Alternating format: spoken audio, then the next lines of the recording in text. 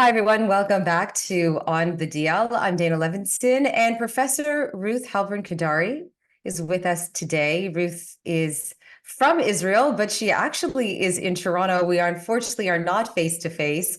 I wish we were, but I did have this wonderful opportunity to hear Ruth speak a couple of days ago. And I knew even before I heard you speak, Ruth, that I wanted to speak with you just because of your credentials alone. I am really happy to have this opportunity. Thank you so much for joining us today. Thank you very much for having me on your show. Ruth, tell me a little bit about you. Who are you? What's your background? I'm a law professor from Israel. I'm the founding academic director of the Rachman Center for the Advancement of the Status of Women at Bar Ilan University. My regular areas of research and teaching are family law, international comparative family law, international women's rights. But what led me to do what I've been doing for these past 5 months is another hat that I had been wearing previously, and that is being a member of the expert UN committee on the elimination of all forms of discrimination against women. It's called the CEDAW committee. I served there for 12 years. I was also the vice president of the committee, and I headed the working group on inquiries. I actually conducted an inquiry against the UK on the restrictive abortion regime that was then in place in Northern Ireland. That inquiry, in fact, led to changing the law in Northern Ireland. So I've had vast experience on the international front and a certain kind of standing, I guess, on the international arena. And that really made me realize on October 7 that I may have a role to fill here. I should actually say October 8, because October 7 was still a day where none of us really understood what was happening. We just stared at the screens unbelievably.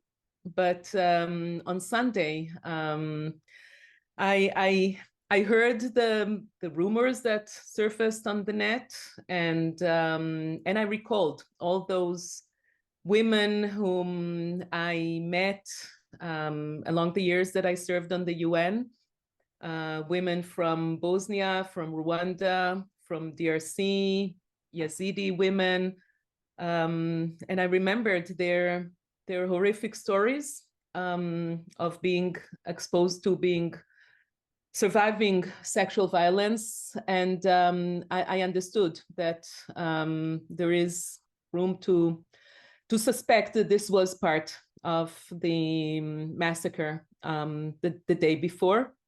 And I started reaching out to my former colleagues on the international human rights organizations community.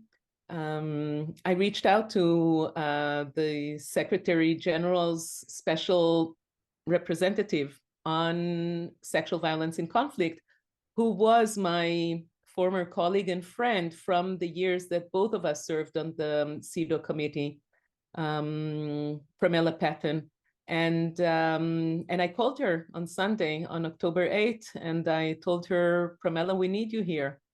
And the first thing that she asked me was, do you know if it really happened?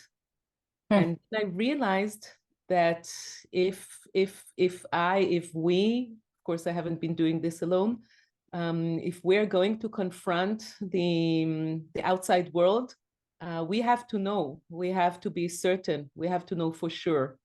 So that's where my journey started.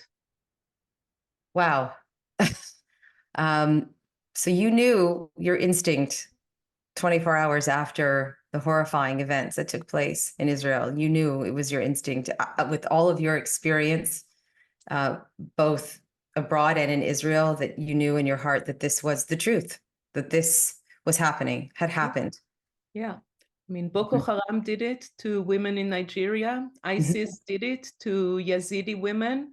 Hamas, we already, I mean, we saw the pictures, the footage, all those horrific atrocities. There would be no reason to think that beheading and burning and cutting limbs was committed, but no sexual violence. Right, right. Was And this obvious. was, and it was so obvious that the footage wasn't taken by victims themselves. Yes, there was footage from victims, we know, but this was GoPro cameras that were on Palestinian jihadists and Hamas, correct?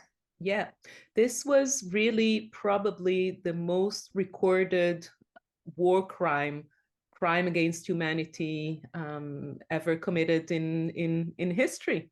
They broadcasted all the atrocities that they committed in real time. They placed it on social media, and they sent it again, such a cruel, distorted way of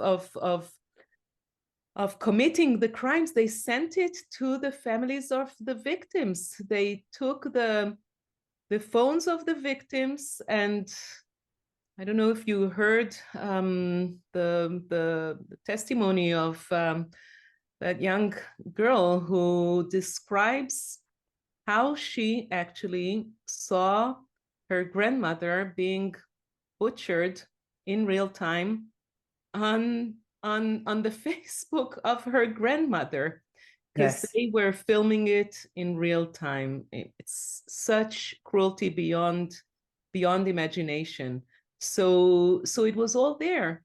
And then the day after, they started immediately in the campaign of denial to delete all that footage, especially to delete the traces of the sexual violence, and to claim that it never happened.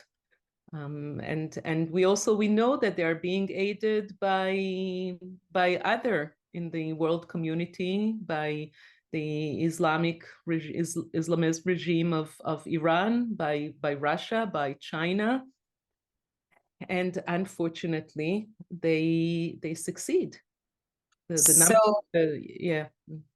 this is the part that when I heard you speak on this past Sunday, just to preface and let our listeners know that I had attended a forum that was put on by Secure Canada and the Council of Muslims Against Anti-Semitism, and it was an incredibly moving experience for me, particularly after these past 5 months, listening to a stage of Muslims speaking out about anti-Semitism, but mostly about the sexual violence that did take place on October 7th, that we all know is taking place in Gaza.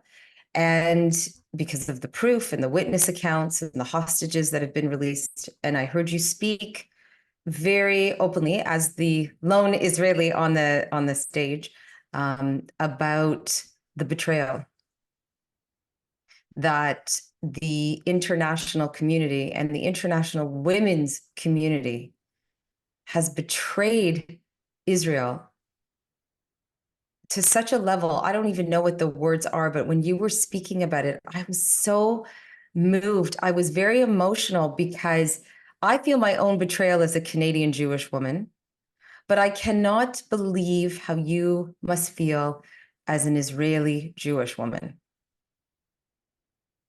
I think that for me personally, the hardest moment was when we talk about the betrayal, was when I saw the statements that my own committee, the CEDAW committee, where there still are some members who were my friends, my colleagues when I was on the committee, the statements that they issued at the end of the session that they had in October, and just now also at the end of the session that they had in February.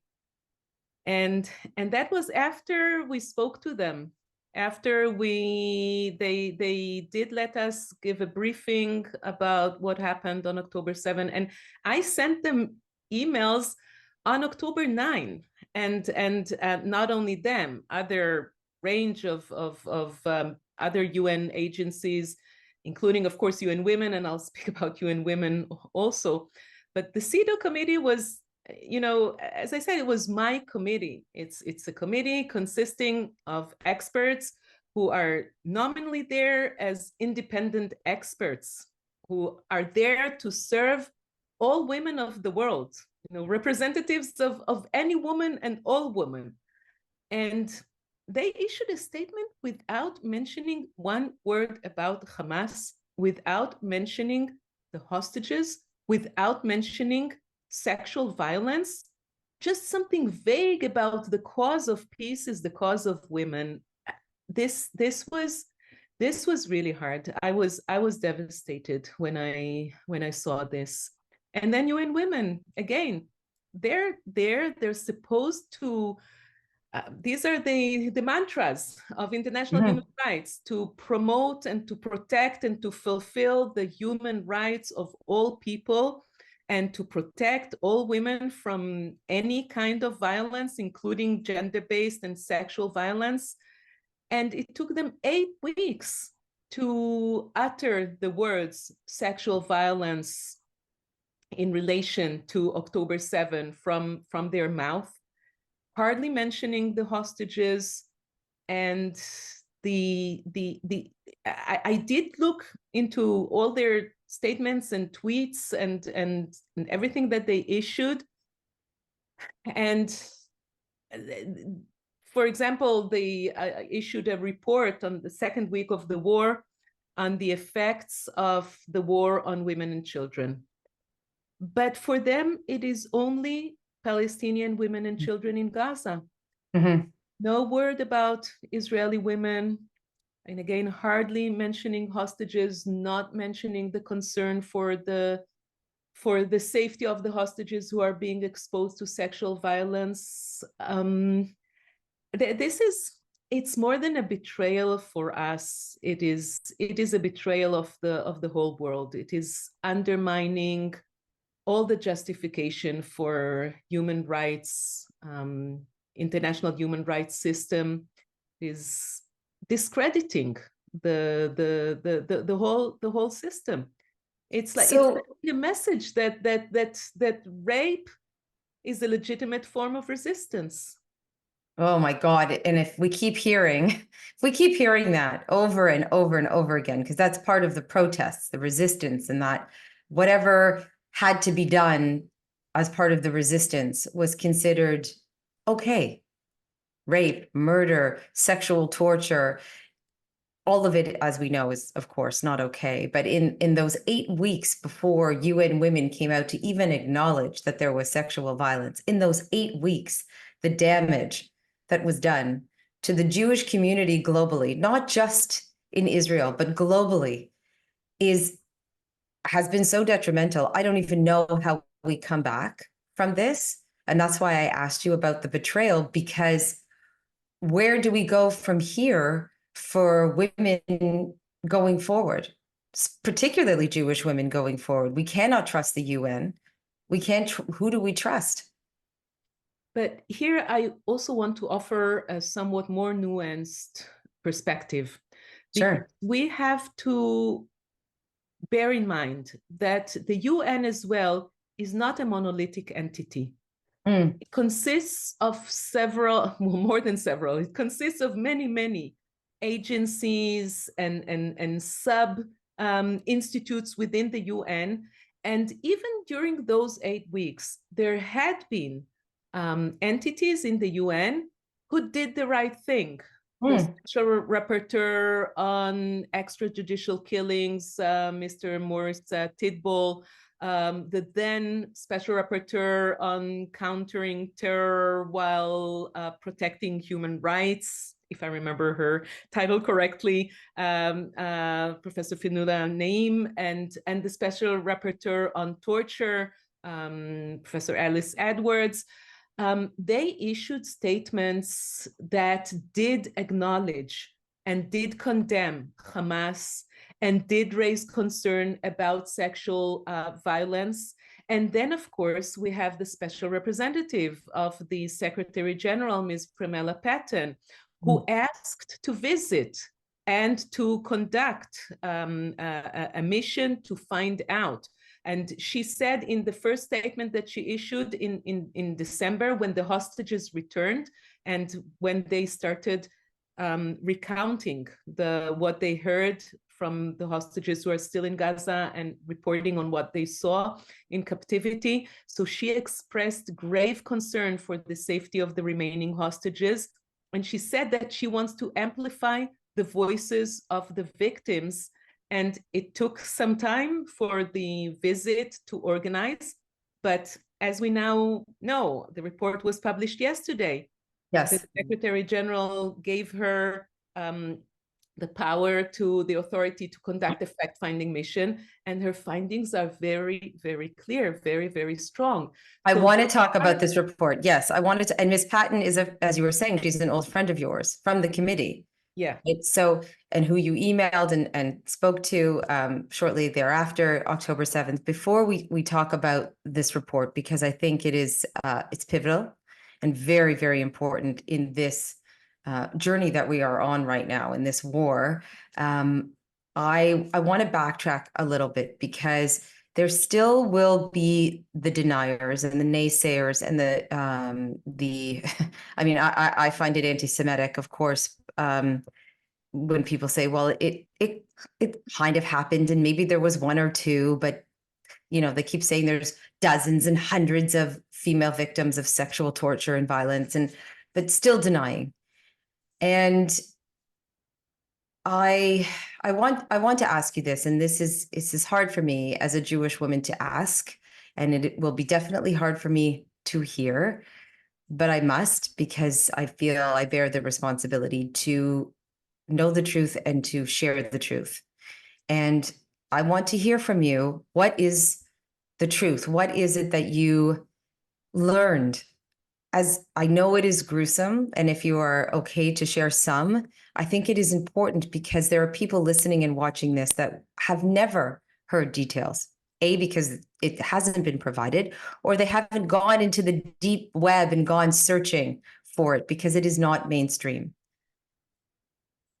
So as you said, we do have to provide warning for the listeners, Yes. because it is difficult to hear. And I want to emphasize that I will go into some details, but I want to emphasize that what I'm describing here is not just based on information that was published in the media, in some investigative journalism. It is based on pictures and on footage that I have seen in my own eyes, whether it is from the IDF or from the Shin Bet or from the police or from the first responders whom I talked to. It is based on conversations that I had with therapists who are treating survivors. It is based on the eyewitnesses' testimonies that came forward, and they're still coming slowly, one after the other, and recounting what they had seen in real time. So it is an ongoing process. But again, what I'll now give, I'll try to summarize it, but this is information that I had access to because I was in a position to brief the High Commissioner on Human Rights. I was also invited to brief the Security Council of the UN, and the Israeli authorities knew that if I am to take these positions, I have to rely on the most credible and verified facts, evidence, testimonies, indications, and say that I saw it in my own eyes. So we know that in at least 6 different locations, sexual violence was committed against Israeli Jewish women, combined with extreme degree of mutilation, of cruelty and barbarity, of mutilation that in more than one case, rape was committed, and during the rape, the breast of the in at least one of the cases of rape, the breast of the woman was cut and was thrown to other terrorists who had participated in that gang rape. And there were other cases of cutting of breasts. There were many cases of shootings into the genitalia of women and also of men. Many shootings which cannot be explained as sporadic shooting, but indicating intentional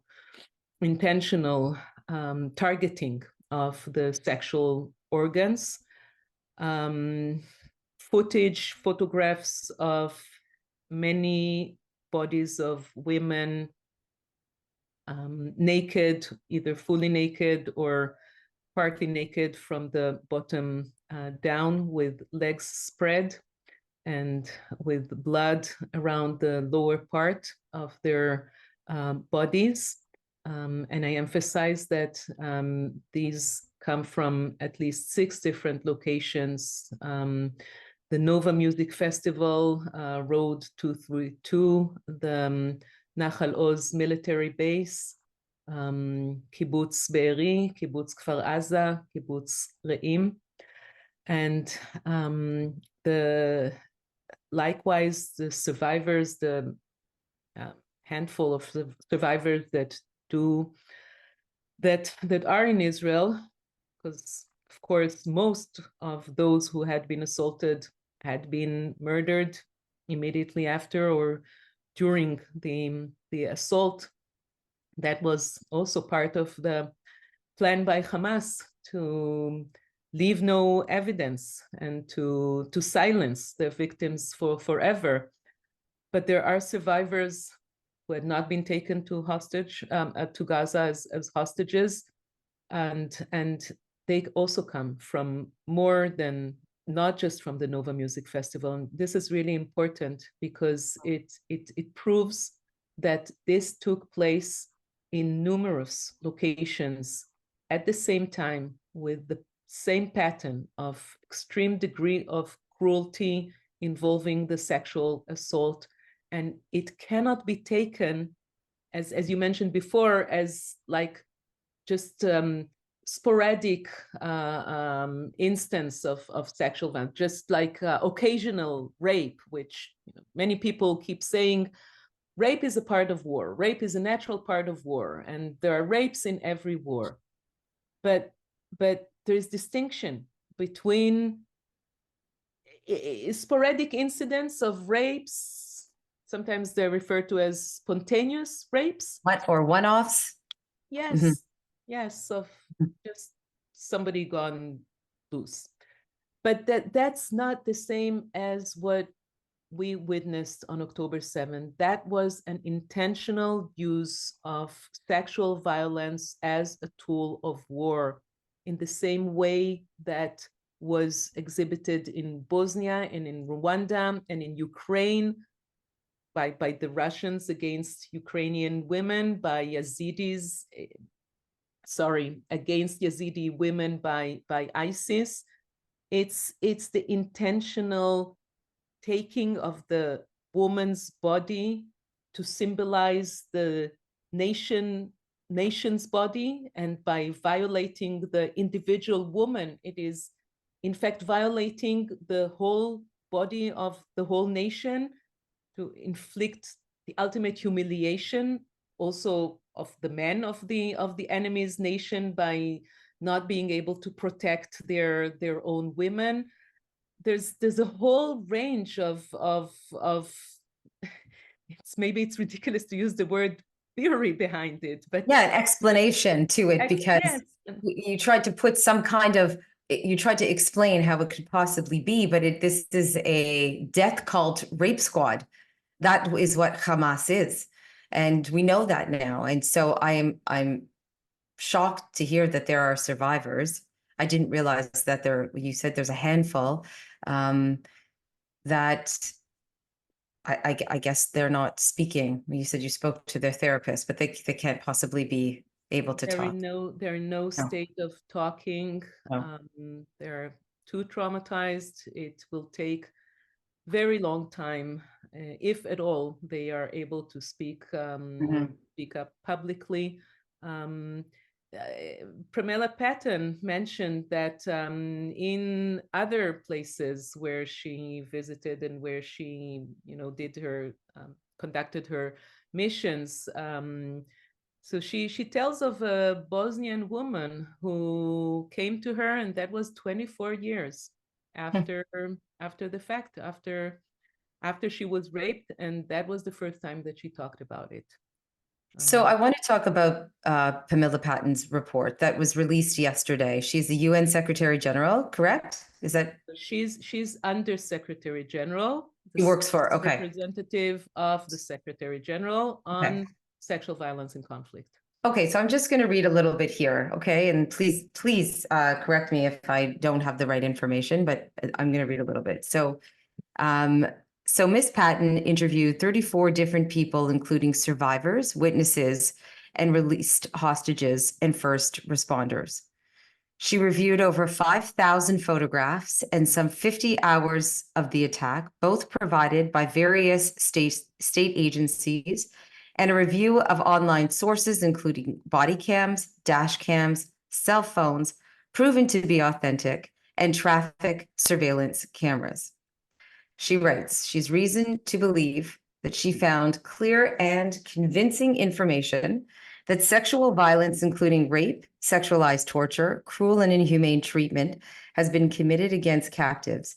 And she goes on to say, we have reason to believe that such violence may still be ongoing against those in captivity. And with that, I ask you, after she has come out with this report yesterday, I watched a news conference with various representatives from news organizations from around the world. And even with this, I was, I mean, I guess I shouldn't be floored, but I was. They were questioning the authenticity. There was several reporters in that room questioning her findings. It's as if I felt as if she, I mean, she didn't, I don't want to put words in her mouth, but if that had been me, I would have said, shut up, stop it, and listen to me already 5 months later. Listen to what I am telling you, and I am telling the world. And yet still, there's denial and the inability to accept that this happened to Israeli Jewish women. Why? Why, Ruth? Why do you feel like this is still happening? It's incredible. It's really incredible. I mean, they went into such details, took so many efforts to explain the methodology, to describe whom they have met with, and the efforts that they put into conducting this quasi investigation. They just don't want to use the exact term investigation, and still the I'm struggling for the proper words to try to explain it. It's a combination of being unable to switch the mindset, to step out of the conventions in which the world is so used to, that the Palestinians are the ultimate victim and the Israelis are the ultimate aggressors and conquerors and what have you. And so many people and so many entities and agencies and parts of the world and states and are unable to come to terms with the fact that on October 7th, the equation had flipped around. And it is Israel who had been victimized. It is Jewish Israeli women who had been victimized. And it is those who present themselves as the representative of the Palestinians. It's Hamas as purportedly the representatives of Palestinians who committed this, who actually committed crimes against humanity in the worst sense. And that's the impossibility of just accepting this, which is always combined with the double standard towards Israel, the bias against Israel, and we have to admit it, anti-Semitism. It follows the tracks of Holocaust denial. And as a second generation of Holocaust survivors, I always found it just impossible to understand how this could have been denied. And now, of course, I'm not saying that October 7th was Holocaust. There's nothing that can be compared to the Holocaust, but the dimensions, the degree of cruelty, they do come close. And Yeah, well, it is one day incident. Of course. I mean, it's relative when you look at the numbers and to the hours that it all took place in such a short period of time. It is a major tragic event for the Jewish community globally. That is the comparison, and the loss of life. Yeah. In such a manner. And now we are witnessing the same pattern of denial by so many parts of the world. I want to bring some attention to some of the headlines of this report. Also took my breath away a little bit. Again, I shouldn't be so surprised, but I am. So the report comes out, and various news agencies write their stories online. And here, the CBC writes, UN finds convincing information backing reports Hamas and other militants raped women on October 7th. Convincing information. I think that's fair. I think that's fair because the report was very careful to distinguish between the absolute conviction about the sexual assaults that the hostages had been exposed to. Okay. And then with respect to October 7, they were very careful to always find two different sources to corroborate like each testimony or each footage or each photograph, employing, in law, we always speak on various degrees of weight of evidence, right? When you're in criminal proceedings, you have to get to beyond any plausible doubt, right? In civil proceedings, it's less than that. So, but in conducting an international investigation, it is different from a journalistic report. So that is why they were very, very careful not to conclude with beyond any reasonable doubt, but to say reasonable grounds to believe that it had happened. But then they go on to describe what they had seen. And they say that they saw a pattern of evidence about naked women with, excuse me for again going into details, with legs spread and with signs that that is very possible to take them as signs of sexual assault that was committed on them. I think that the way that what was it, the CBC, you say? CBC. Okay, it's fair. Okay. I just wanted to give you the headline and you tell me if you thought that was fair or not. Okay. The other one is from Associated Press, and it reads, UN team says gang rape likely occurred during Hamas attack on Israel. Likely occurred. How do you feel about that?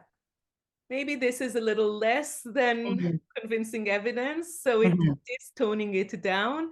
Yeah, yes. I guess it's an interesting subject to do research now, to compare all the manner in which various media outlets report on this report.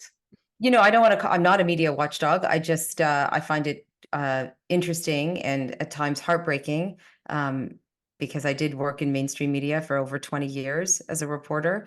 And I listen to the news, I watch, and it breaks my heart sometimes to hear the way the way the war is being reported, the way sexual violence has been misreported. And even last night, I was watching one of our major networks, and they were talking about the report. And the headline was that, and I'm paraphrasing, I'm not quoting, but basically it was about how the report found that Hamas had likely committed sexual violence, and that the IDF has also committed sexual. I know you're holding. Yeah. It is so appalling, and I was so appalled by that. Was all part of the same sentence. When an army is holding a war criminal or a terrorist in their underwear is not the same thing, or is not comparable to a woman being sexually tortured and having her genitals cut up. It is not the same thing. So to have that in the same headline really pissed me off.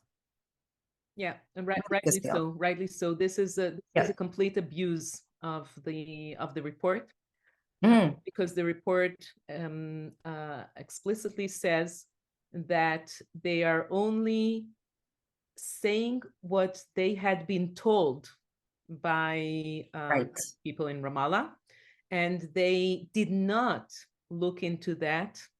They did not do any work of attempting to verify or refute these allegations coming from the Palestinian side. There are other entities, there are other UN agencies that are placed on the ground to do that work in relation to the Palestinians' allegations.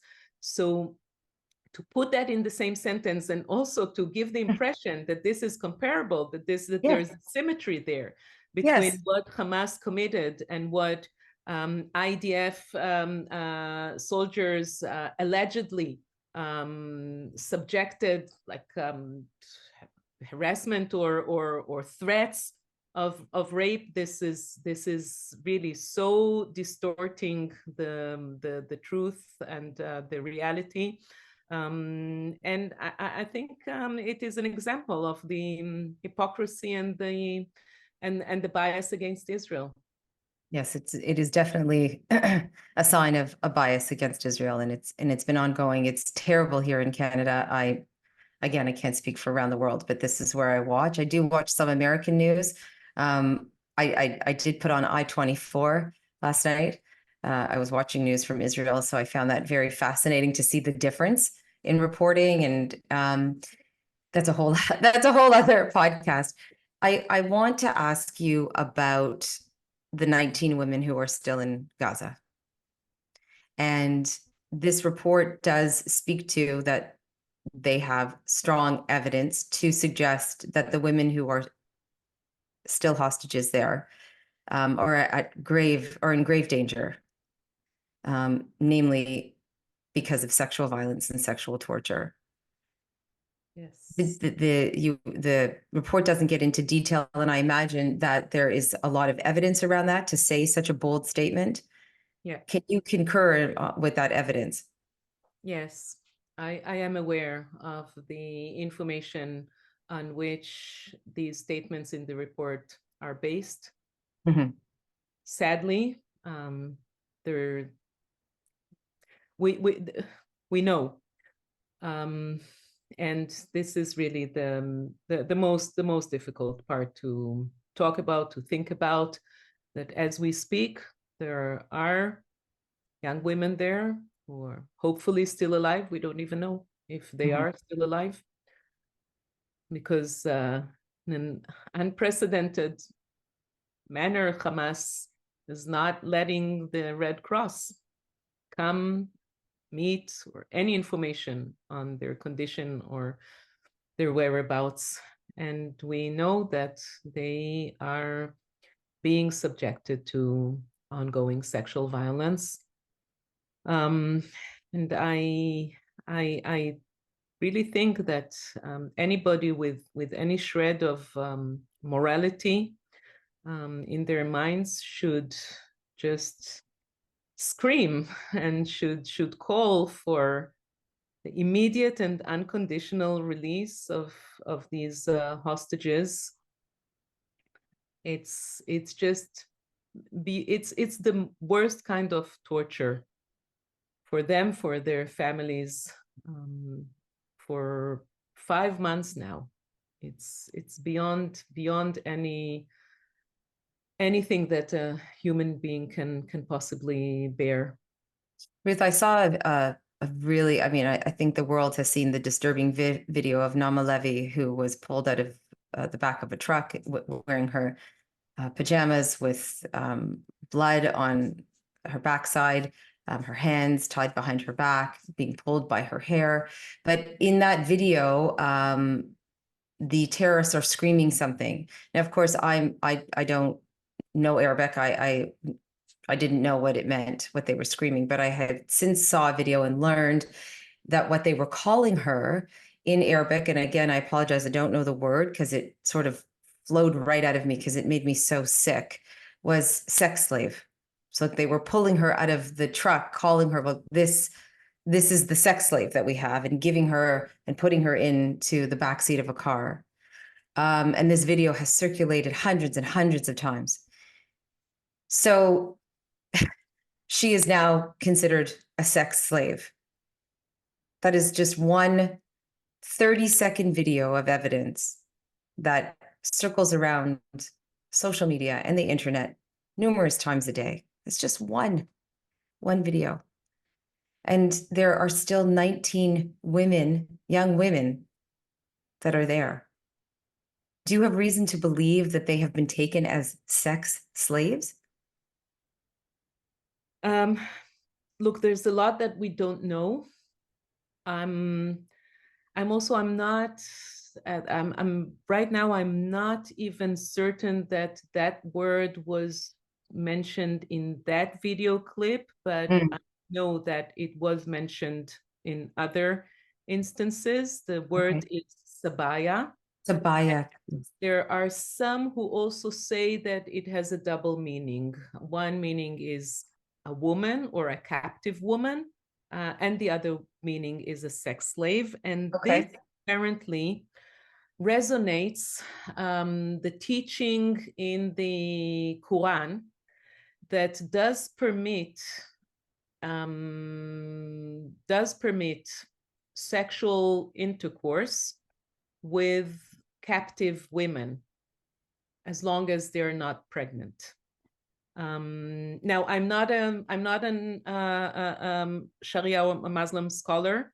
I do not read the Quran. I cannot read Arabic, but I did have conversations with experts in Quran and also in Hamas teachings, because I tried to understand, and I tried also to be able to answer all those who claim that it could not have possibly happened because rape is forbidden in Islam. So that is why I asked the experts who are experts on Hamas and on Islamic teachings. And I understand that there is, in my own words, I'll say it now, like double message. Yes, rape is forbidden, but captive women are allowed to be engaged in sexually, to be engaged with sexually. And beyond that, we know that Boko Haram are also Muslim men, they're Islamists. ISIS is also another faction of Islam. It's a distorted faction of Islam. That is what I hear from devout Muslim believers. But they are also operating under the name of Islam. So this argument that because Hamas are devoted Muslims, then they couldn't have possibly committed these forbidden crimes, this is ridiculous. This is just an absurd argument. So this is one of the reasons I ask this because is to clear up or to prove even more so that well, we know we have to get the women out of there, but more so the reasons behind knowing that there is the potential that they are being tortured every day while they are there. Yes. So it is it's very, very painful to even get the words out. I can see it in your eyes when we say it. It's the work that you do is so incredibly important. I want to thank you, but I don't know if that is the right thing to say at this point. We need people like you in our world and in our global community, Ruth. It is beyond that you stepped up and the next day said, okay, what can I do? And I'm grateful to have had this conversation with you because it's very, very, very, very, very important that we keep having this conversation and that we honor the victims of this atrocious, despicable incident. Despicable. Thank you, Dana, for giving me this opportunity to share, to bear witness, and maybe to do something in raising the awareness of those who refuse to know And to accept. and to accept. I wish you the very best, Ruth. Thank you very, very much. Thank you. Thanks, everybody. Thanks for listening.